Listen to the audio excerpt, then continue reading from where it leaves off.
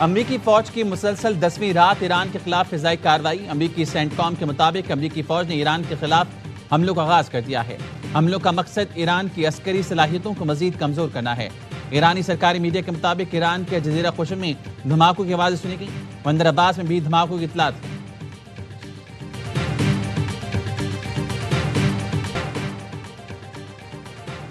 امریکی فوجیوں کو نشانہ بنائے تو ایران کو کئی گنا قیمت چکانا ہوگی۔ امریکی فوجیوں کے تحفظ پر کوئی سمجھوتا نہیں ہوگا۔ وزیر دفاع اور عسکری قیادت کی ہدایات جاری کر دی۔ امریکی فوج ہر ممکن رد عمل کے لیے تیار رہیں۔ امریکی صدر ڈونلڈ ٹرمپ کی ایران کو سخت رد عمل کی وارننگ۔ امریکی صدر نے کہا نتنیاہو کو امریکہ آمد پر گرفتار نہیں کیا جائے گا۔ اسرائیلی وزیر اعظم اس وقت ایران کے خلاف بسر پیکار ہیں۔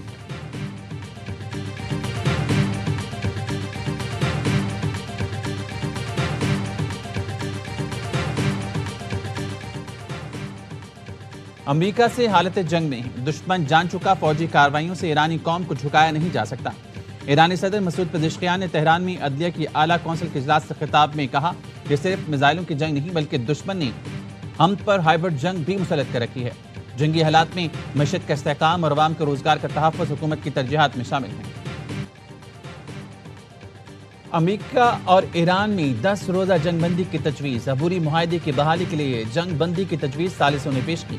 رائٹرز کے مطابق ایرانی عہدیدار نے بتایا ثالثوں نے امریکہ کے ساتھ کشیدگی کم کرنے کے لیے 10 دن سیز فائر کی تجویز بھیجی ہے۔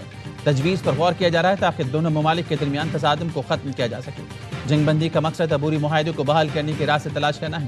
اسماعیل وقائی نے کہا ثالثی کرنے والے ملک کشیدگی میں کمی کے لیے کوششیں کر رہے ہیں۔ واشنگٹن کے پیغامات ثالث ممالک کے ذریعے تہران پہنچائے گئے۔ کشیدگی کے باوجود سفارتی چینلز فعال رہے۔ جنگ کا دائرہ پھیلا تو ذمہ دار امریکہ ہوگا۔ خارق جزیرے پر قبضہ کرنے کی کوشش کرنے والی امریکی فوج کا استقبال کرنے کے لیے تیار ہے۔ ایرانی وزیر داخلہ اسکندر مومنی پاکستان پہنچ گئے۔ وزیر داخلہ محسن نقوی نے معزز مہمان کا استقبال کیا۔ ذرائع کا کہنا ہے اسکندر مومنی ایرانی صدر کے خصوصی پیغام لے کر آئے ہیں۔ وزیر داخلہ محسن نقوی سے ایرانی ہم منصب کی ملاقات ہوئی۔ محسن نقوی نے کہا امید ہے ایرانی وزیر داخلہ اچھی خبر لے کر آئے ہیں۔ دورہ پاکستان سے دو طرفہ تعلقات کو فروغ ملے گا۔ ایرانی وزیر داخلہ نے کہا پاکستان اور ایران کے تعلقات مثالی ہیں۔ پاکستانی حکومت اور عوام کی مہمان نوازی کا ہمیشہ معترف رہا ہوں۔ اسکندر مومنی وزیر اعظم اور فیلڈ مارشل سے ملاقاتیں کریں۔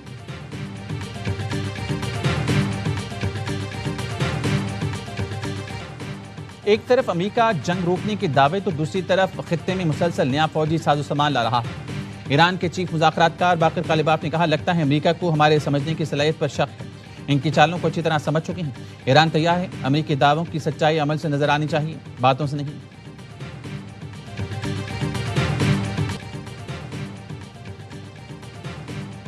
کینیڈین وزیر خارجہ کی وزیر اعظم اور فیلڈ مارشل سے ملاقات۔ وزیر اعظم شہباز شریف نے کینیڈین ہم منصب کے لیے نیک خواہشات کا پیغام دیا۔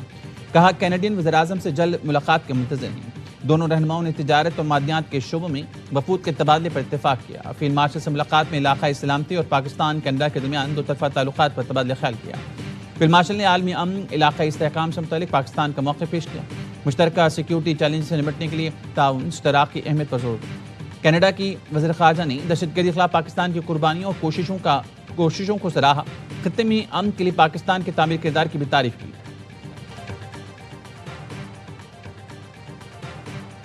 اقتصادی تعاون پاکستان اور کینیڈا کی مشترکہ ترجیح ہے۔ کاروباری روابط کے فروغ پر خصوصی توجہ دی جا رہی ہے۔ نائب وزیر اعظم اسحاق ڈار کی کینیڈین وزیر خارجہ انیتا آنند کے ہمراہ نیوز کانفرنس۔ کہا دونوں ملکوں کے درمیان معاہدہ کینیڈین سرمایہ کاروں کے لیے سازگار ماحول فراہم کرے گا۔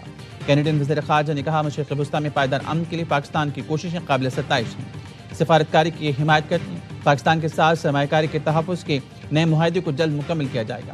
وزیر اعظم شہباز شریف کی موجودگی میں پاکستان اور کینیڈا میں اہم زرعی پروٹوکول پر دستخط کی۔ وزیر خارجہ انیتا آنند کی وزارت داخلہ وزیر داخلہ محسن نقوی سے ملاقات ہوئی۔ پاکستان کی کامیابی کے لیے شہباز شریف کا کامیاب ہونا ضروری ہے۔ بلاول بھٹو کا کشمیر ڈیجیٹل کو انٹرویو۔ کہا کشمیر کی 99% آبادی نے طے کر لیا ہے کہ انہیں قومی اسمبلی اور سینٹ میں حصہ چاہیے۔ کاش آزاد کشمیر کی حکومت کو اتنی آزادی دیتے کہ انٹرنیٹ والا فیصلہ ہمارے ہاتھ میں ہوتا۔ پاکستان کی سیاست میں مفاہمت کی ضرورت ہے۔ احتجاج ہر شہری کا آئینی حق ہے مگر عوام کی زندگی مفلوج نہیں ہونی چاہیے۔ حکومت قانون نافذ کرے، کارروائی صرف قانون توڑنے والوں کے خلاف ہے۔ وزیر اعظم شہباز شریف اپنے وزراء کے غیر ذمہ دارانہ بیانات کا نوٹس لیں۔ اوگرا نے پیٹرول سستا اور ڈیزل مہنگا کر دیا۔ پیٹرول کی قیمت میں 35 پیسے فی لیٹر کمی کر دی گئی۔ پیٹرول کی قیمت 315 روپے 80 پیسے فی لیٹر ہو گئی۔ ڈیزل کی قیمت 5 روپے 71 پیسے فی لیٹر کا اضافہ کیا گیا۔ ڈیزل کی نئی قیمت 360 روپے 6 پیسے فی لیٹر ہو گئی۔ مٹی کا تیل 5 روپے 93 پیسے فی لیٹر مہنگا، نئی قیمت 282 روپے 59 پیسے فی لیٹر مقرر۔ اوگرا کی سفارش پر پیٹرولیم ڈویژن نے نوٹیفیکیشن جاری کر دیا۔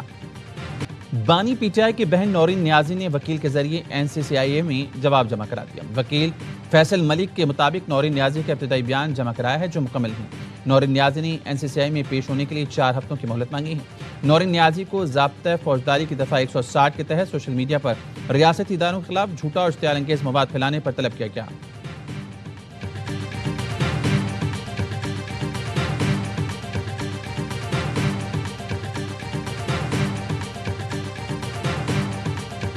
نورین خانم کا سٹیٹمنٹ ہے، پاکستان تحریک انصاف اس سٹیٹمنٹ کے ساتھ کھڑی ہے یا اس کو کنڈیم کرتی ہے؟ تحریک انصاف کا کوئی تعلق نہیں اس قسم کی کسی سٹیٹمنٹس کے ساتھ۔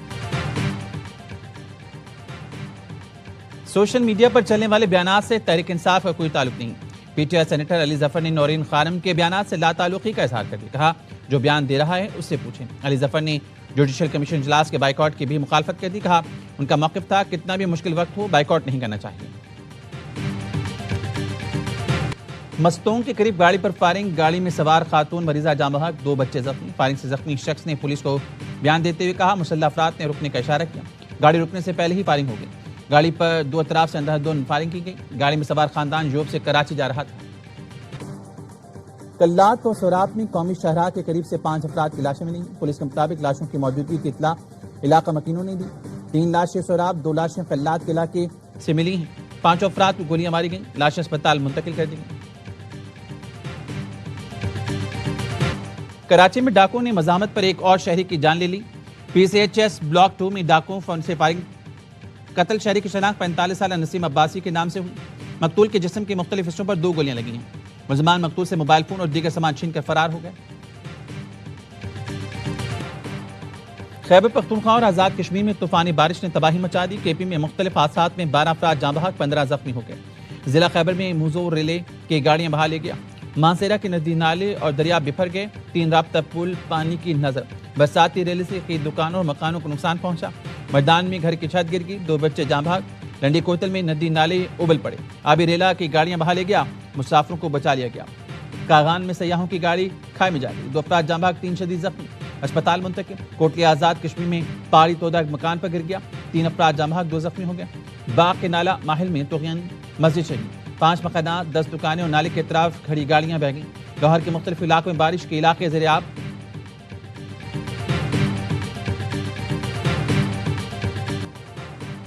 مشرقی افغانستان میں طوفانی بارشوں نے تباہی مچا دی۔ افغان حکام کے مطابق سیلابی صورتحال سے 20 افراد ہلاک، 80 زخمی، 100 سے زائد لاپتہ۔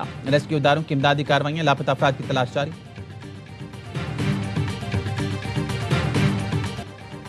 مٹیاری میں حادثے کا شکار مال بردار ٹرین کی بوگیاں پٹری سے ہٹا دیں گی، ڈاؤن ٹریک بحال کر دیا گیا۔ ڈاؤن ٹریک پر ٹرینوں کو 10 کلومیٹر فی گھنٹہ کی رفتار سے چلانے کی ہدایت۔ اب ٹریک کی مکمل بحالی کے لیے مرمتی کام جاری۔ ٹرینوں کا شیڈیول درہم برہم، ٹرینیں تاخیر کا شکار۔ لاہور سے کراچی آنے والی قراقرم، کراچی پاک بزنس اور ملت ایکسپریس منسوخ کر دی گئی۔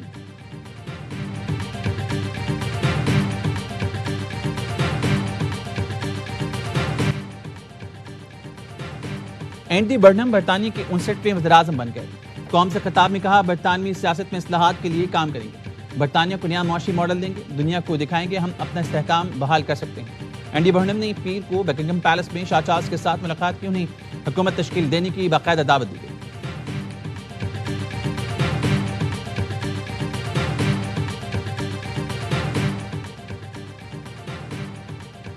فیفا چیمپئن اسپین فٹ بال ٹیم کی وطن واپسی خصوصی طیارے سے میڈرڈ ایئرپورٹ لایا گیا۔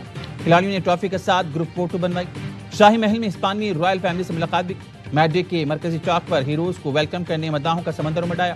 ڈبل ڈیکر بس میں وکٹری پریڈ بھی کروائی گئی، مداحوں کی ٹیم کے حق میں نعرے۔